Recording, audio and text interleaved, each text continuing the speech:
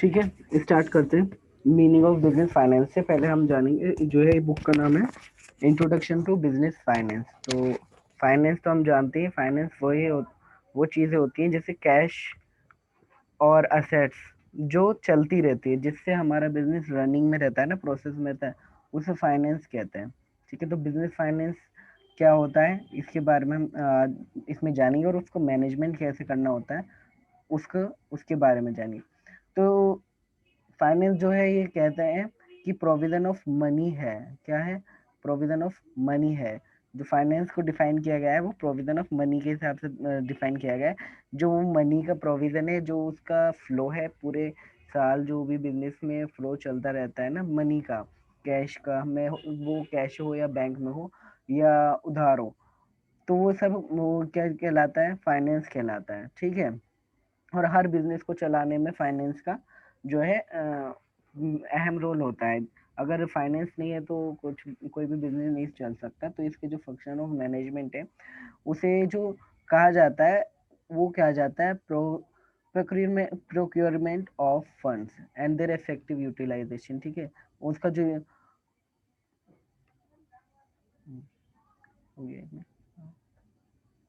जो उसका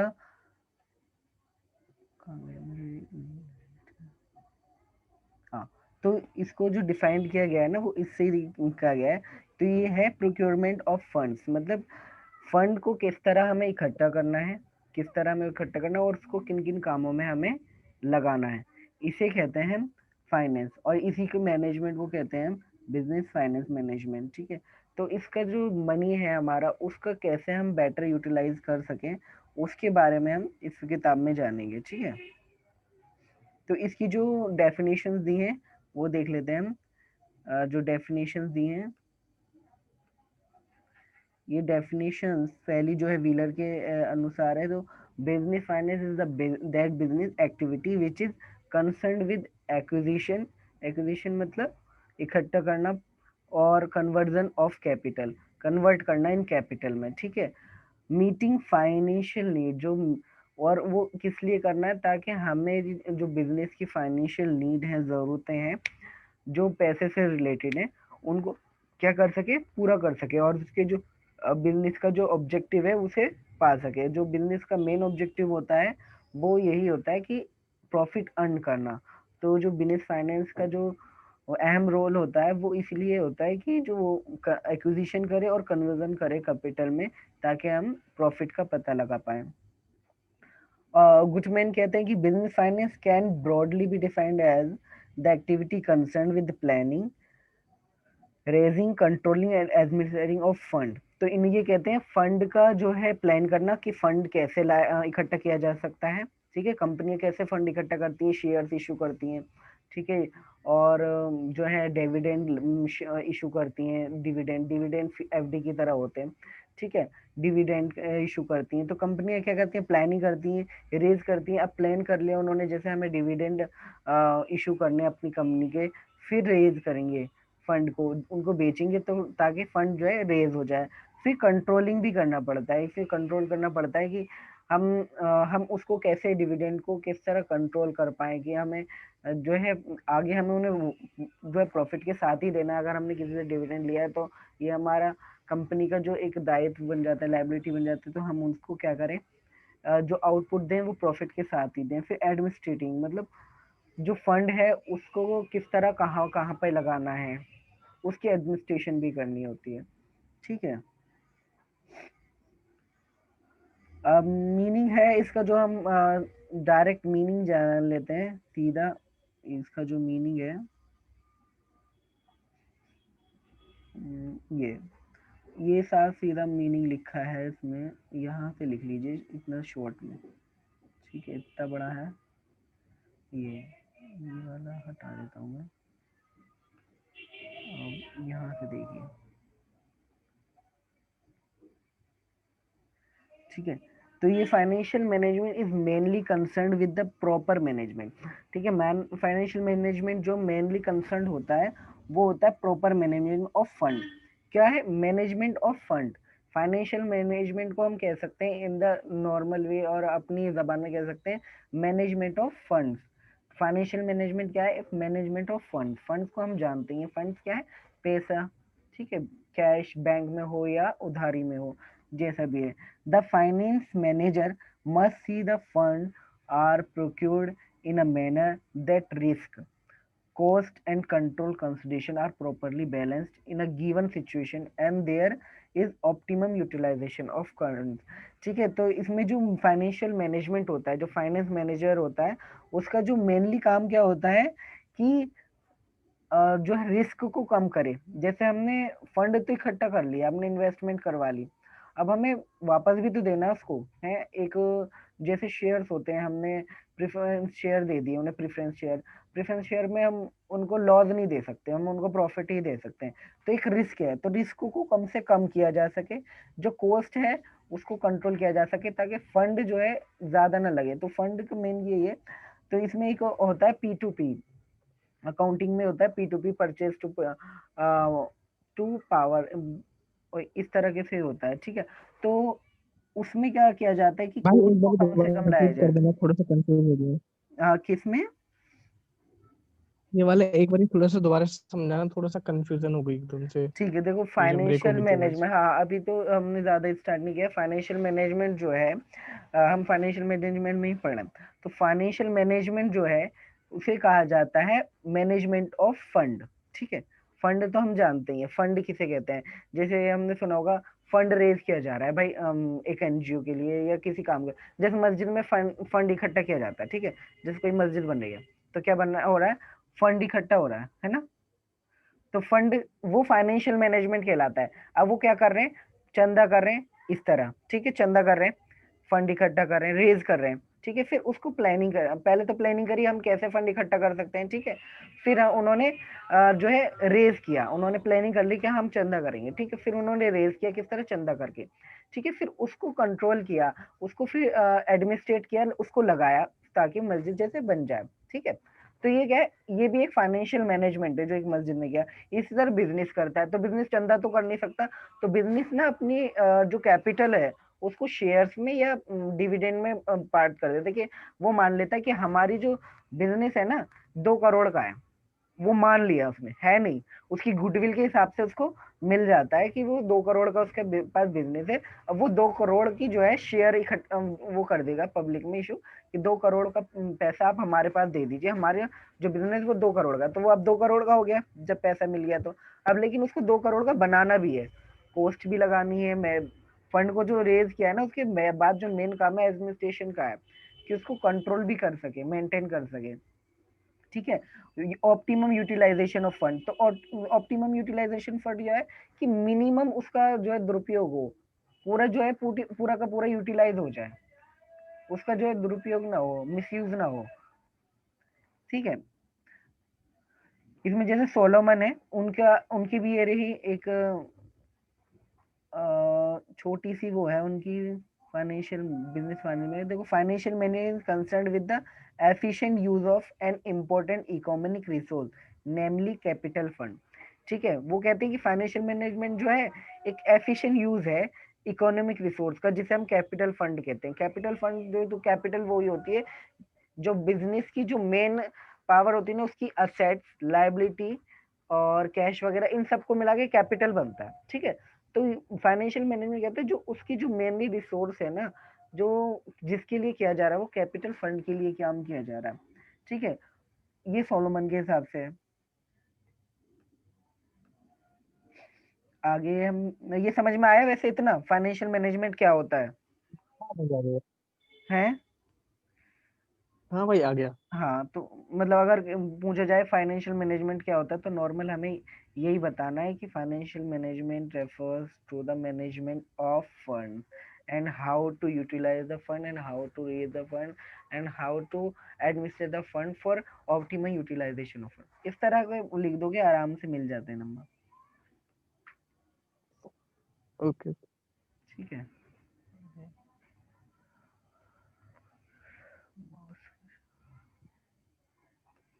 हम अब आते हैं ऑब्जेक्टिव ऑफ फाइनेंशियल मैनेजमेंट।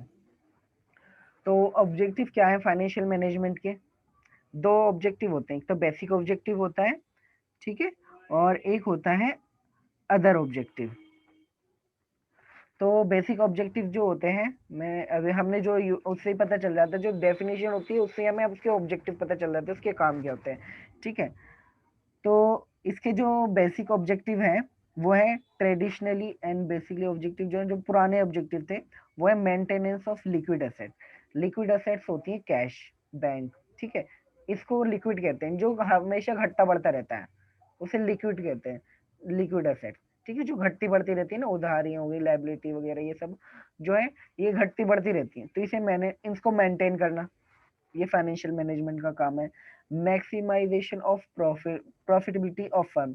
तो इसको यूटिलाइज मतलब लिक्विड एसेट को मेंटेन करोगे तो इससे क्या होगा, हमें मैक्सिमाइजेशन करना है प्रॉफिटेबिलिटी, प्रॉफिट को कम ज्यादा से ज्यादा लाना था, किससे करना है, कॉस्ट कम करके और यूटिलाइजेशन ऑफ फंड, जो फंड हमने रेज किया है उसको का ऑप्टिमम यूटिलाइजेशन करके। ठीक है, क्या होगा, मैक्सिमाइजेशन होगा प्रॉफिटेबिलिटी का। एंड नेक्स्ट है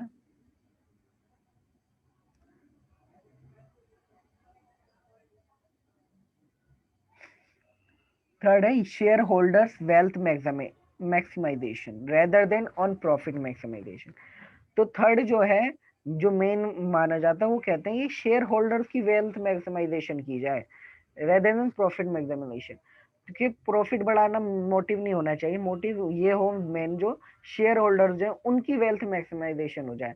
तो मतलब ये कहना चाह रहे हैं कि शेयर की जो है हमारी, अब शेयर होल्डर्स की वेल्थ कैसे बढ़ेगी, अगर शेयर के दाम बढ़ेंगे, शेयर के दाम बढ़ेंगे तो कंपनी की वेल्थ अपने आप बढ़ जाएगी, प्रॉफिट अपने आप बढ़ेगा। तो जो मेन होना चाहिए, क्या ये कह रहे हैं, शेयर होल्डर्स की वेल्थ मैक्सिमाइजेशन हो। क्योंकि मेनली जो कंपनी को चला रहे हैं, फंड जो रेज कर रहे हैं, फंड जिनका लगा हुआ है वो शेयर होल्डर्स का ही लगा हुआ है, तो असली में तो मालिक वही है ना, तो उनकी वेल्थ को मैक्सिमाइजेशन करने का जो है मेन मोटिव होना चाहिए। ठीक है, प्रॉफिट में हो गया, मेंटेन ऑफ लिक्विड एसेट हो गया, लिक्विड एसेट में क्या आता है, कैश वगैरह आता है। ठीक है, कैश, बैंक, और जो भी लाइबिलिटी होती है छोटी बड़ी, करंट कहते हैं इन्हें, करंट लाइबिलिटी या करंट कैश वगैरह। प्रॉफिट मैक्सिमाइजेशन हो गया, लेकिन प्रॉफिट मैक्सिमाइजेशन में कुछ प्रॉब्लम्स आती हैं, जैसे ये इट इज हो गई value, it does not clarify which profit does it mean. ठीक है, तो प्रॉफिट मैक्सिमाइजेशन में ये दिक्कत आती है कि कौन सा प्रॉफिट बढ़ाना है, ये समझ नहीं आता। अब जो फंड है, कौन सा शेयर होल्डर्स का प्रॉफिट बढ़ाना है, कोस्ट से प्रॉफिट बढ़ाना, किससे, इसमें ये समझ नहीं आ पाता। ठीक है, इट इग्नोर्स टाइमिंग। ठीक है, ये टाइमिंग इग्नोर्स करता है, जैसे इन्होंने लिखा है एक प्रोजेक्ट है, ठीक है, वो 20% रिटर्न देगा 3 साल में। ठीक है, और एक प्रोजेक्ट है वो 17% रिटर्न देगा 5 साल में। तो ये फंड बराबर ही जो है लगाते हैं, ये नहीं देखते कि कितने साल में रिटर्न आएगा। ठीक है, तो फाइनेंशियल मैनेजमेंट में ये एक दिक्कत आती है कि ये टाइमिंग को इग्नोर करता है, कि एक से तो हमें 3 साल में ही 20% रिटर्न आ जाएगा, ये अंदाजा होता है, और एक से हमें 5 साल में 17% आएगा।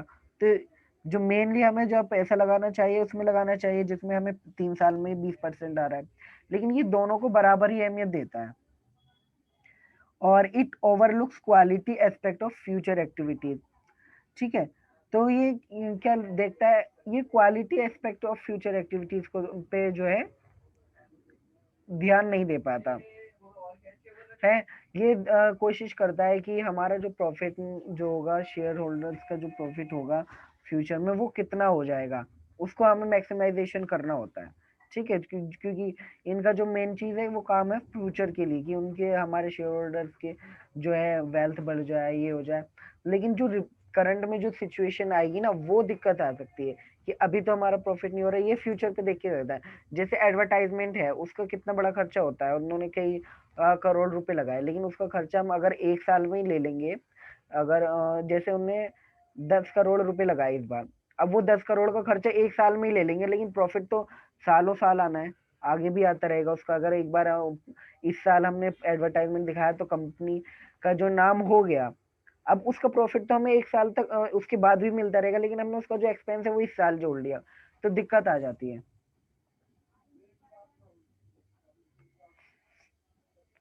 ठीक है, और एक है मैक्सिमाइजेशन में और फेल तो हो गया। अब steps of maximisation of wealth, wealth maximisation कैसे किया जाएगा, मैक्सिमाइजेशन मतलब ज्यादा वेल्थ कैसे बढ़ाई जा सकती है। हवा, तो पहला है avoid high level of risk, ठीक है। हाई लेवल ऑफ रिस्क को हमें क्या करना है, अवॉइड करना है। जैसे ऐसे जो प्रोजेक्ट ना लें जिनसे जरा भी ये लगता हो कि आगे ये सक्सेस नहीं होंगे, ठीक है। जब भी हम वेल्थ को मैक्सिमाइजेशन कर पाएंगे। जैसे आप किसी ने पैसा लगा दिया, पंजाब नेशनल बैंक में पैसा लगा दिया, पता चलने वाला था कि नीरव मोदी लेके भाग जाएगा पैसा, है। तो इसमें हमने पैसा लगाया तो ये इसमें रिस्क ज्यादा है। ऐसे ही किसी कंपनी का जो है शेयर डाउन हो रहे हैं, कंपनी बंद होने की कगार पे, उस पर कोई पैसा लगा दे, ठीक है, उसमें इन्वेस्ट कर दे, तो इसमें क्या है, इससे वेल्थ कम होगी कि कंपनी फिर इनके इन्होंने इन्वेस्टमेंट तो गलत जगह कर रखा है, तो कंपनी इन पे क्यों इंटरेस्ट करे। तो हमारा जो है अवॉइड करना चाहिए high level of risk. Risk तो होता ही है, जितना रिस्क होता है उतना ही प्रॉफिट होता है, तो रिस्क तो लेना है, लेकिन हाई लेवल ऑफ रिस्क को हमें अवॉइड करना चाहिए। फिर है पे डिविडेंड, हमें डिविडेंड जो है, जो हमने डिविडेंड लिए हैं उनको जो है हर साल टाइम पे पे कर देना चाहिए। अगर हम उसे आगे आगे करते रहे आगे, क्योंकि शेयर होल्डर्स की भी हमें वेल्थ को बढ़ाना है ना, शेयर होल्डर्स ने हमें पैसा दिया हुआ है, तो हमारी कोशिश रहती है, प्रायोरिटी रहनी चाहिए कि हम शेयर होल्डर्स को जो है उनकी जो है सेटिस्फेक्शन के लिए पूरा काम करते रहें।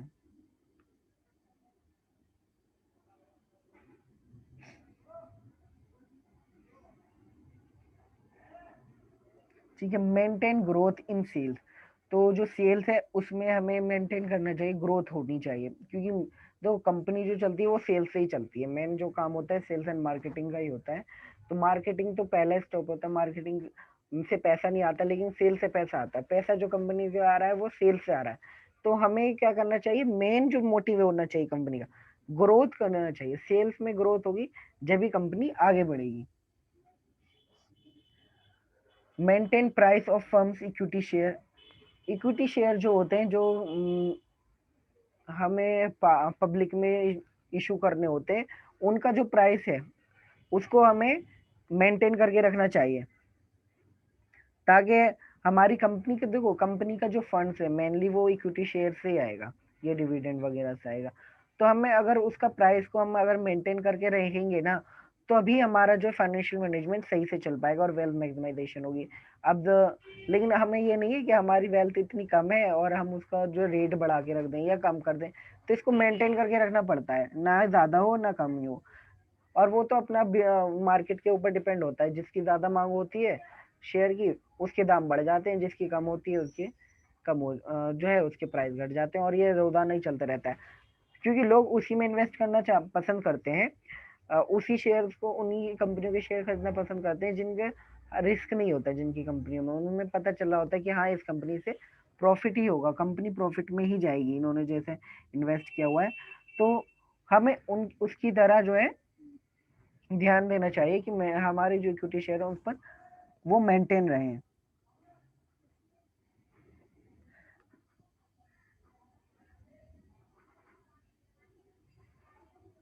अब आगे सोशल रिस्पॉन्सिबिलिटी है, ठीक है। अब कुछ जो है ये है हमारे कुछ लिमिटेशन है कि हमें वेल्थ मैक्सिमाइजेशन करने को, ऑब्जेक्टिव को हम नहीं कर पाते हैं ना, उसको हम नहीं अचीव कर पाते, क्या वजह रहती है, वो लिमिटेशन क्या है, हम वो लिमिटेशन जान लेते हैं हम जल्दी से। तो पहला है लिमिटेशन जो है सोशल रिस्पॉन्सिबिलिटी, ठीक है। जो है सोशल रिस्पॉन्सिबिलिटी होती है हमारे पास, हर कंपनी की एक सोशल रिस्पॉन्सिबिलिटी है, उन्हें समाज के लिए कुछ ना कुछ करना पड़ता है, ठीक है। जैसे एक सलमान खान की एक एनजीओ है बीइंग वुमेन, ठीक है। एसबीआई भी अपने, हर कंपनी अपने अपने कोई ना कोई एनजीओ में पैसा भर के कुछ ना कुछ समाज के लिए कर रहा होता है, एनवायरनमेंट के लिए कुछ ना कुछ कर रहे होते हैं, ठीक है। जैसे दिल्ली में पोल्यूशन के लिए बहुत सारी एनजीओ काम कर रही हैं, तो हर कंपनी को ये करना होता है। जैसे इंडिया में अजीम प्रेम जी की बहुत सारी एनजीओ हैं जो बच्चों को पढ़ाती हैं, ठीक है। तो ये कंपनियों का काम है। अजीम प्रेम जी जो बहुत इंडिया के सबसे अमीर इंसानों में आते हैं भाई, विप्रो के मालिक हैं, लेकिन सबसे ज्यादा खर्च भी करते हैं। तो ये सोशल रिस्पॉन्सिबिलिटी है, जिससे हम मैक्सिमाइजेशन, जितना अगर हमने पैसा अपना प्रॉफिट का पैसा समाज में लगाएंगे तो प्रॉफिट हमारा कैसे मैक्सिमाइज होगा, लेकिन ये भी हमारी एक सोशल रिस्पॉन्सिबिलिटी है, तो हमें करना पड़ता है। और इसमें ये भी आ जाता है सोशल रिस्पॉन्सिबिलिटी में, हम फेयर जो अपनी मजदूर हैं या कंपनी के एम्प्लॉयज हैं उनको जो है पैसा भी ठीक से दें। ये नहीं है बहुत सस्ते में खरीद के रख वो एम्प्लॉय रखे हुए हैं, उनकी पेमेंट जल्दी करें।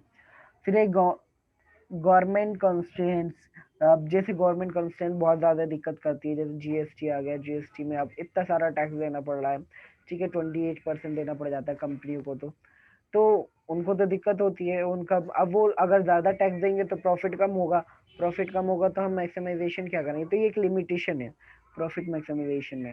कंपनियां फिर भी इनको इनसे बचने के लिए, टैक्स से बचने के लिए ज़्यादातर सोशल रिस्पॉन्सिबिलिटी को रिस्पॉन्सिबिलिटी जो होती है उनको पे करती है, एनजीओ वगैरह चलाती है, इनसे इन्हें टैक्स में छूट मिल जाती है, इस वजह से ये करते हैं, वरना इनको भी ये प्रॉफिट होता है।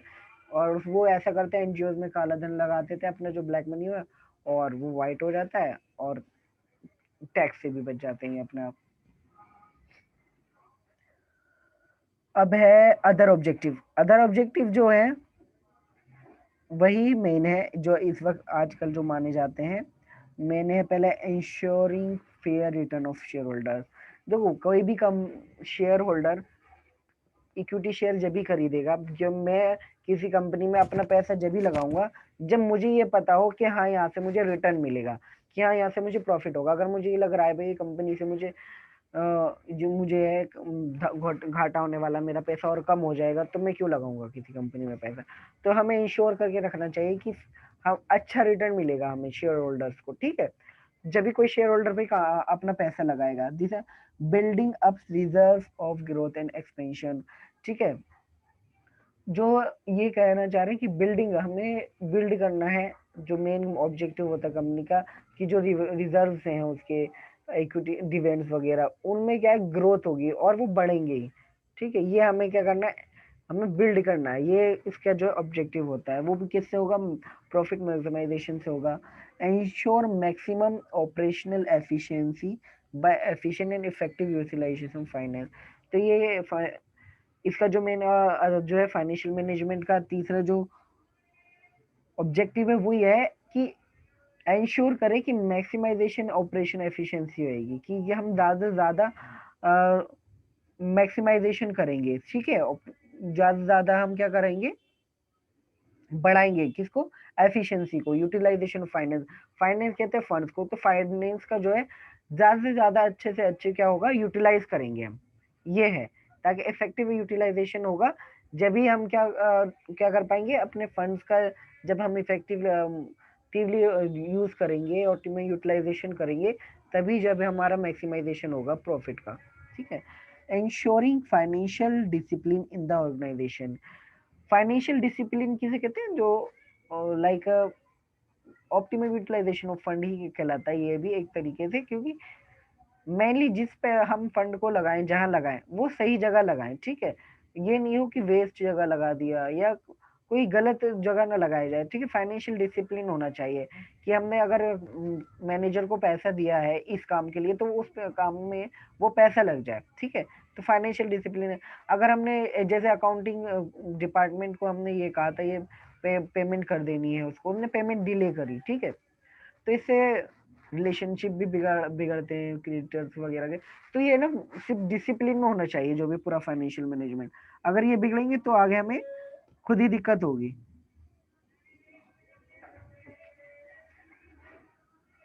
एंड आगे है स्कोप ऑफ मैनेजमेंट। जो देखो दो तो चीजें आती हैं पेपर में जो आएगी, या तो ये आएंगे ऑब्जेक्टिव ऑफ, जब भी देखो पेपर में लिखने का तरीका यही होता है, जैसे हमसे पूछे ऑब्जेक्टिव फाइनेंशियल मैनेजमेंट या बेसिक ऑब्जेक्टिव पूछ लिए, ठीक है, तो बेसिक ऑब्जेक्टिव लिखने से पहले हम पहले फाइनेंशियल मैनेजमेंट की डेफिनेशन देंगे, पहले फाइनेंशियल मैनेजमेंट को बताएंगे क्या होता है, फिर उसकी एक डेफिनेशन देंगे, ठीक है।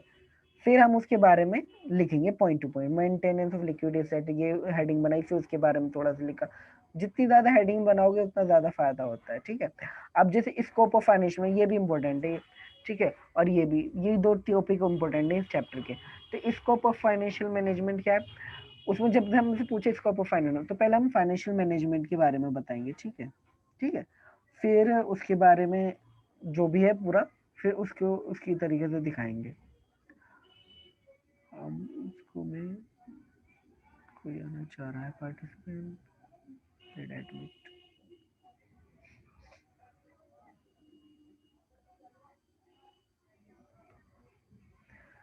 अब है scope of management, financial management. इसको मैं थोड़ा सा बड़ा कर दूं, मुझे लग रहा है।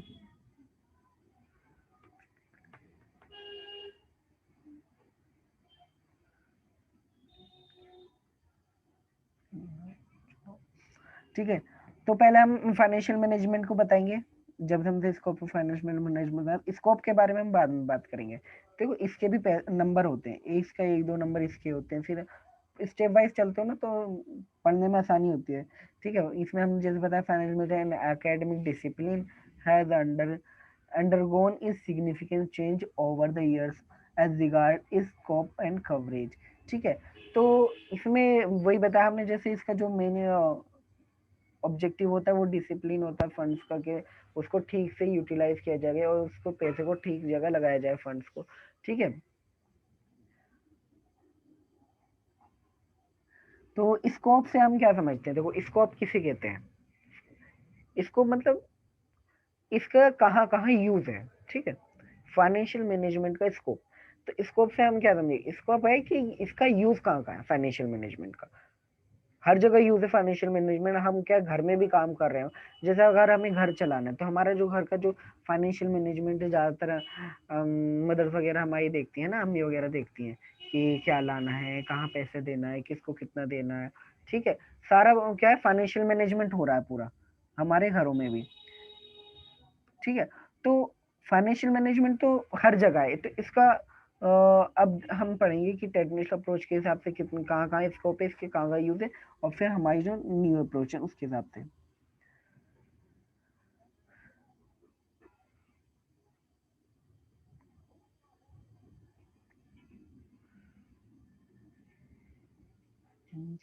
बड़ा करने की कोशिश कर रहा हूँ।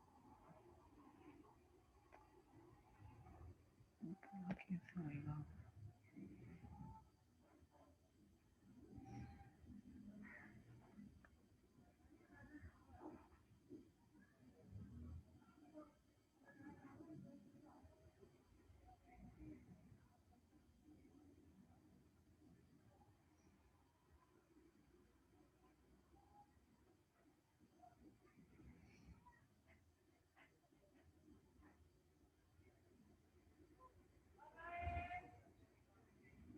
ओ, हमारे पास सिर्फ 40 मिनट्स ही होते हैं।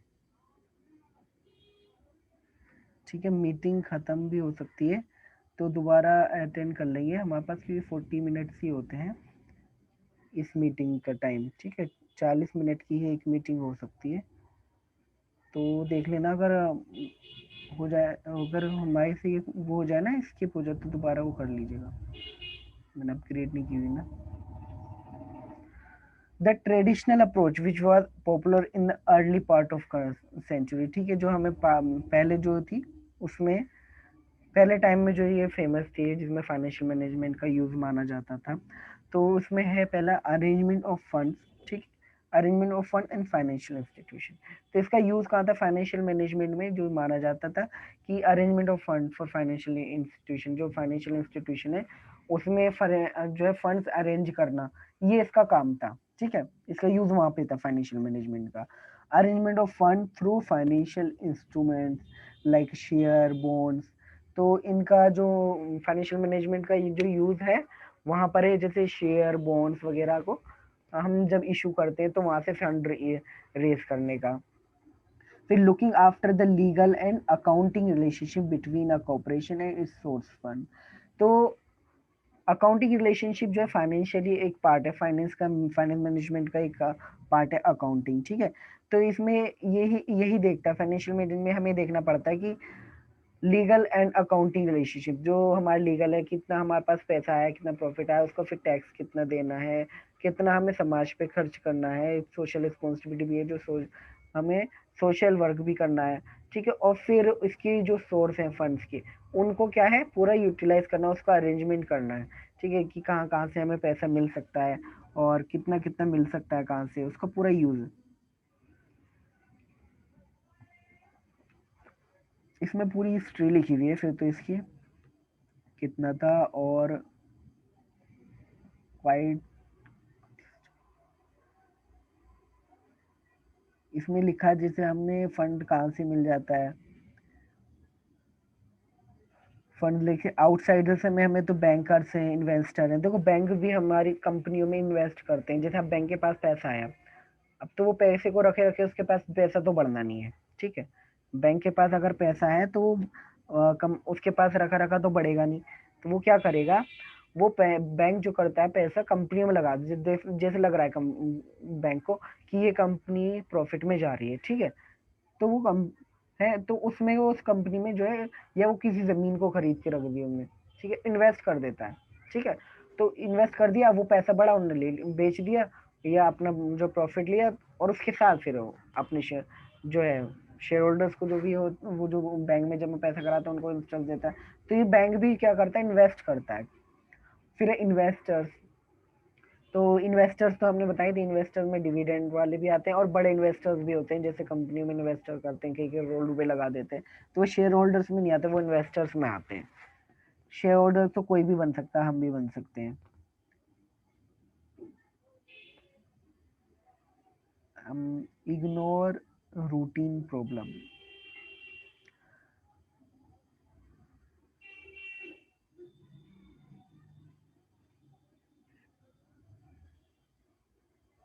ये कोई नहीं है। अब मॉडर्न अप्रोच में आते हैं। मॉडर्न अप्रोच जो है हमारी 1950 से स्टार्ट हुई है, ठीक है, 1950 से स्टार्ट हुई है। तो ये इसमें जो है नई नई चीज़ आई है इसमें, जो हमसे जो हम यहाँ पर करते हैं, क्या प्रॉब्लम करते हैं हम यहाँ पे। जो मॉडर्न अप्रोच है उसमें जो फाइनेंशियल मैनेजमेंट है उसमें हम क्या करते हैं, what is the total volume fund and enterprise should commit, ठीक है। इन सवालों के हम जवाब चाहते हैं, ठीक है, कंपनी क्या चाहती होती है।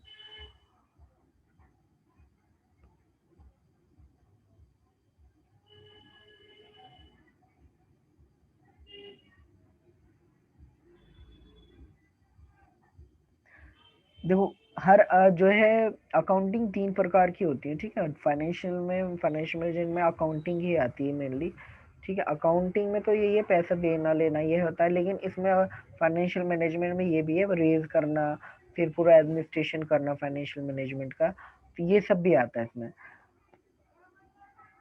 पहला है जो financial management and production department. Production department में फाइनेंशियल मैनेजमेंट क्या करता है कि जो रॉ मटेरियल है उसे खरीदना, ठीक है, कम से कम कॉस्ट आए, ये उसका काम होता है फाइनेंशियल मैनेजमेंट प्रोडक्शन का डिपार्टमेंट में, कि कम से कम कॉस्ट आए, रॉ मटेरियल सस्ता खरीदे, वेजेस वगैरह उनको सही दे, एम्प्लॉय मतलब मजदूर वगैरह सही रखे, मशीनों को जो है ज़्यादा से ज़्यादा बेहतर खरीद के रखे, उनका यूटिलाइजेशन पूरा हो, मतलब हर चीज़ का पूरा पूरा यूटिलाइजेशन हो, तभी उसका हम जो है मैक्सिमाइजेशन कर सकते हैं प्रॉफिट का। फिर है financial management and material department. Material department जो है प्रोडक्शन में तो मशीनों वगैरह, एम्प्लॉय वगैरह, इन सब पे देखा जाता है। मटेरियल में रॉ मटेरियल वगैरह आता है, फिर बन जाता है तो उसको कैसे भेजना, ये सब आता है फाइनेंशियल मैनेजमेंट के मटेरियल डिपार्टमेंट में।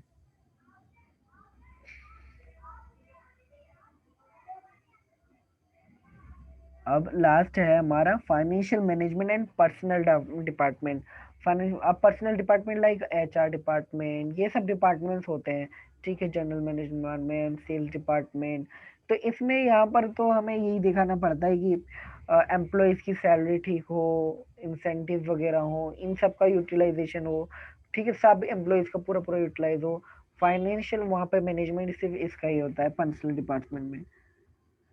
अब financial management and marketing. Marketing तो देखो मेन होता है, मार्केटिंग में ही सेल्स आती है और सेल्स से ही प्रॉफिट आता है। तो इसमें यहाँ पर फाइनेंशियल मैनेजमेंट को यही देखना होता है कि ज़्यादा से ज़्यादा मार्केटिंग की जाए, ठीक है, जब भी सेल्स आएगी। जितनी ज़्यादा मार्केटिंग उतनी ज़्यादा सेल। तो मार्केटिंग कैसे होती है, मार्केटिंग का मतलब सेल नहीं होता, बेचना नहीं होता, जैसे एडवर्टाइजमेंट हो गया, ठीक है, उसमें से सेल भी आती है। और अपनी जो भी है एडवर्टाइजमेंट मेन होता है, ठीक है, अखबारों में, टीवी पे, इन सब पे। और साथ ही साथ यह एम्प्लॉयज को भी भेजते हैं, एम्प्लॉयज वगैरह हायर करते हैं, इससे भी होता है, हायरिंग पूरे साल चलती रहती है। जितने ज़्यादा लोग जानते हैं कंपनी को, उतना ज़्यादा प्रोडक्ट की को भी जानते हैं, तो उससे भी होता है। ठीक है, इसमें जो है ब्रांड वगैरह, ब्रांड नेम वगैरह बनाना, एक्वायर कम्पिटिटिव एज, तो इसमें यही है। ब्रांड बनाना कैसे होगा, ब्रांड किससे बन जाएगा, एडवर्टाइजमेंट से ही बनेगा। एडवर्टाइजमेंट जितना ज्यादा होगा कंपनी का, उतना ज्यादा प्रॉफिट होएगा। ठीक है, ये सब था। हम इसका अगर रिकैप करें पूरे का, तो फाइनेंशियल मैनेजमेंट के हमने स्टार्ट करी। देखो, बिजनेस मैनेजमेंट में बिजनेस फाइनेंस किसे कहते हैं, business finance, meaning of business finance हमें बताया गया था, procurement of fund and their effective utilisation. ठीक है, तो फाइनेंस मैनेजमेंट का जो मेन यूज था या मीनिंग था वो ये था, प्रोक्यूरमेंट ऑफ फंड्स, फंड्स का जो है रेज करना, उसका यूज करना, जो भी है इकट्ठा करना, और उसका इफेक्टिव यूटिलाइजेशन, उसका जो इफेक्टिव है यूटिलाइजेशन वो होता है। फिर हमने इसका मीनिंग पढ़ा। जब ठीक है, मीनिंग में जाना हमने कि फाइनेंशियल मैनेजमेंट क्या है। तो फाइनेंशियल में हमने जाना था, financial is mainly concern with proper management of fund, कि ये है फाइनेंशियल मैनेजमेंट क्या है, मैनेजमेंट क्या है, proper management of fund, funds का मैनेजमेंट ही फाइनेंशियल मैनेजमेंट है। और इसमें जो है हम फाइनेंशियल मैनेजमेंट में ये काम करते हैं कि रिस्क को कम से कम किया जाए, कॉस्ट को रिस्क कम से कम हो, कॉस्ट कम से कम हो, और जो है यूटिलाइजेशन ऑफ फंड पूरा का पूरा हो और सही जगह हो। ठीक है, फिर हमने इसके दो ऑब्जेक्टिव पढ़े थे, basic objective and other objective. Basic objective में हम पढ़ा था कि maintenance of liquid asset, maintenance of liquid asset होती है कैश वगैरह। ठीक है, कैश एसेट, बैंकिंग वगैरह जो हमेशा घटती बढ़ती रहती है, जिन्हें हम करंट कहते हैं, उसको मेंटेन करके रखना। ठीक है, अगर हमने सारा पैसा अगर लाइबिलिटी में दे दिया, अगर हम पास कैश नहीं बचा, तो दिक्कत हो सकती है, हमारे पास कोई भी यूज आ सकता है। तो हमें सबको मेंटेन करके रखना पड़ता है, और हमें अपने जो क्रेडिटर्स हैं उनको भी पैसा देना ही होता है।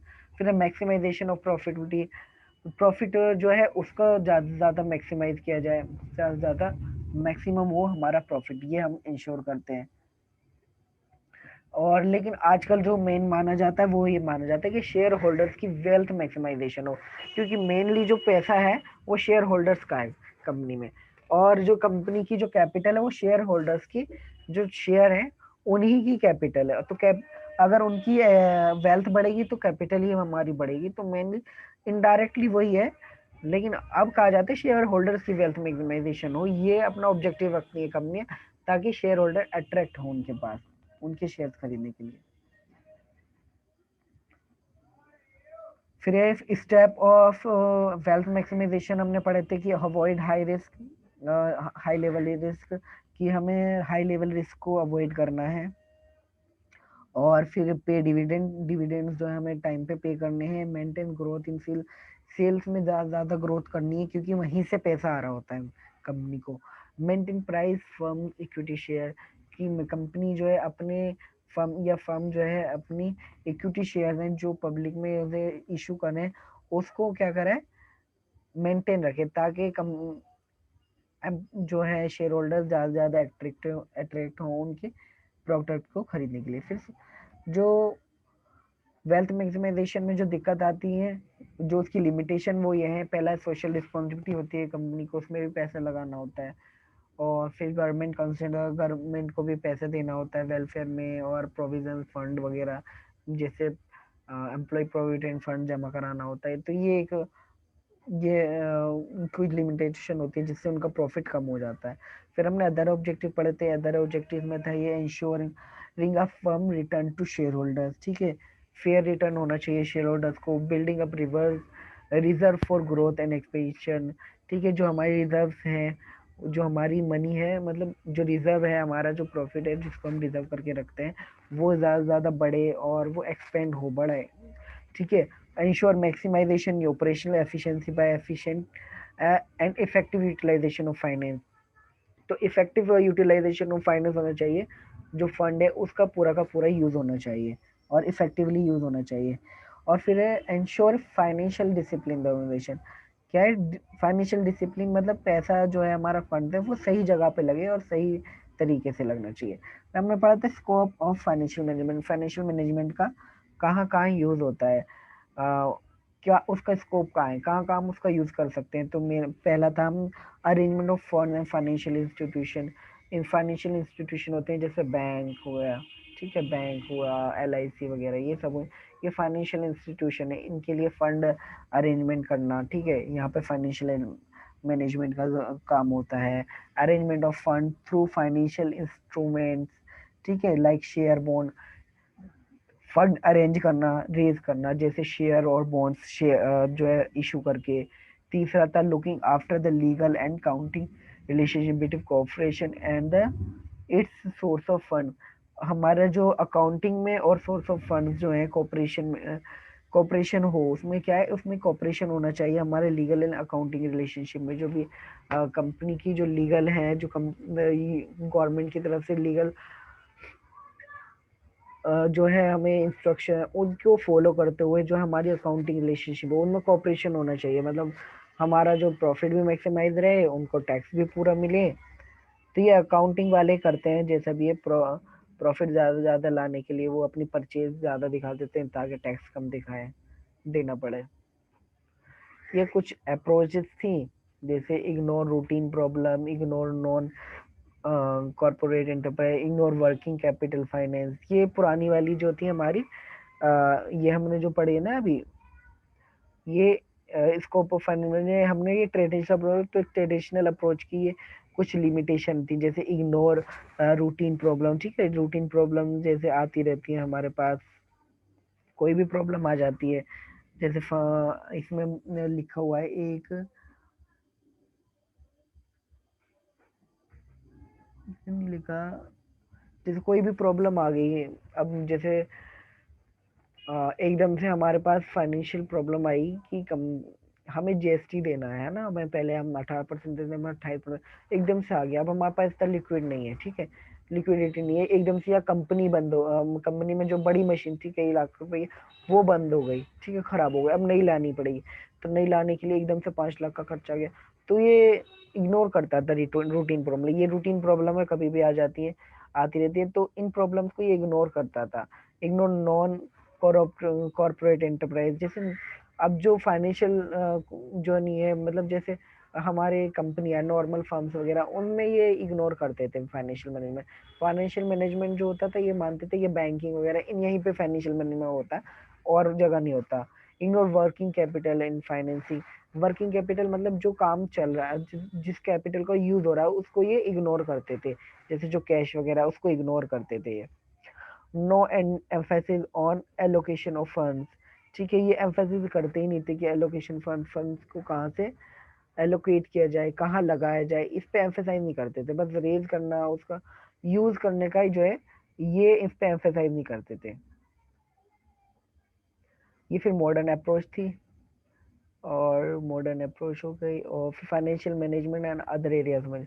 फिर फाइनेंशियल मैनेजमेंट के अदर एरियाज क्या है, ये प्रोडक्शन डिपार्टमेंट में भी होता है, ठीक है, प्रोडक्शन डिपार्टमेंट में प्रोडक्शन से रिलेटेड होता है, जैसे प्रोडक्शन साइकिल है, उसमें फिनिश्ड गुड्स आते हैं, कैपेसिटी यूटिलाइजेशन आता है, ठीक है, जो माल बन रहा होता है ना, उसमें जो भी मैनेजमेंट होता है फाइनेंस का, फंड्स का, उसमें मैनेजमेंट है। मटेरियल डिपार्टमेंट में रॉ मटेरियल वगैरह होता है, कहाँ से खरीदना है, कम से कम दामों में खरीदना, ठीक है। फिर financial management and personal department, personal department जैसे responsible recruitment, training, placement, staff, ये सब होता है ना, इसमें भी तो हमारा पैसा लगता है, ठीक है, हम अगर हायर कर रहे हैं, हायरिंग कर रहे हैं कंपनी में, तो भी उसमें पैसा लगता है, ट्रेनिंग कर रहे हैं, प्लेसमेंट कर रहे हैं कॉलेजेस में जाके, तो उसमें भी तो पैसा लगता है, ठीक है, उसको भी मेंटेन करके रखना। फिर financial management and marketing department, marketing department तो मेन होता है जिससे हमें आगे प्रॉफिट आना है, ठीक है, मार्केटिंग से, तो उसमें ज़्यादा से ज़्यादा हमें एडवर्टाइजमेंट करना, एड मार्केटिंग कराना, ताकि हमारा जो ब्रांड एक क्या बन जाए, एक ब्रांड बन जाए हमारा जो एक प्रोडक्ट है, ठीक है। और हम कल पढ़ेंगे, कल फ्राइडे ना, कल मॉर्निंग में ही पढ़ेंगे, आप तैयार रहें बस, कोई आता ही नहीं है तो दिक्कत होती है।